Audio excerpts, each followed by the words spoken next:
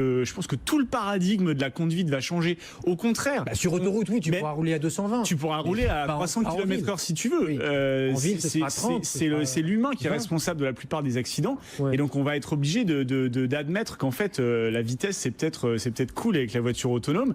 Et d'ailleurs, elle n'est pas obligée de te poser, en fait, d'aller se garer la voiture autonome une fois qu'elle t'a posé. En fait, ça va être des flottes qu'on va se partager. Donc, en ville, ça va complètement changer l'usage de tout le monde. Parce que par 5 ou par 10 le nombre de bagnoles. Elle va te déposer toi là, elle va reprendre quelqu'un d'autre 5 mètres plus loin, elle va continuer son parcours. Alors il va y avoir des changements assez majeurs parce que les chauffeurs de taxi vont être beaucoup plus en danger qu'avec les VTC.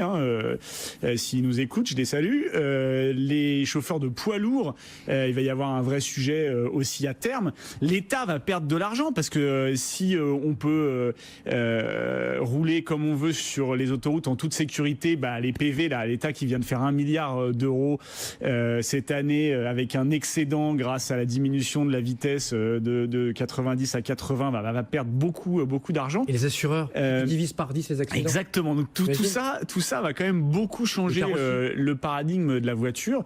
En tout cas, c'est très excitant. C'est un énorme combat, une guerre économique et une guerre politique qui est en train de se jouer aux États-Unis aujourd'hui, qui a des conséquences d'ailleurs assez graves.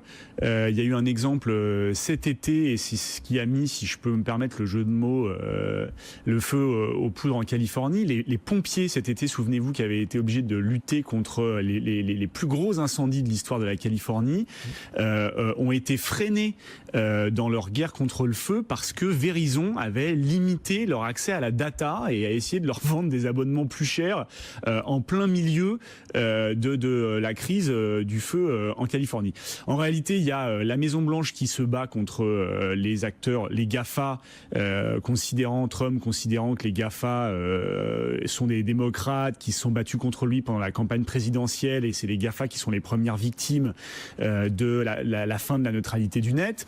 Et puis de l'autre côté, il y a les telcos qui deviennent des concurrents de Netflix, des concurrents de Facebook, des concurrents de Amazon Prime, parce qu'ils se mettent à faire du contenu et en fait ils se mettent sur le même segment, qui voudraient bien faire payer plus cher pour avoir accès au service de leurs concurrents et faire payer moins cher avec un meilleur débit pour leur propre service. Donc là il y a une guerre et encore une fois au moment des midterms américains où les démocrates se sont saisis du sujet de la net neutralité dans la campagne contre la majorité républicaine.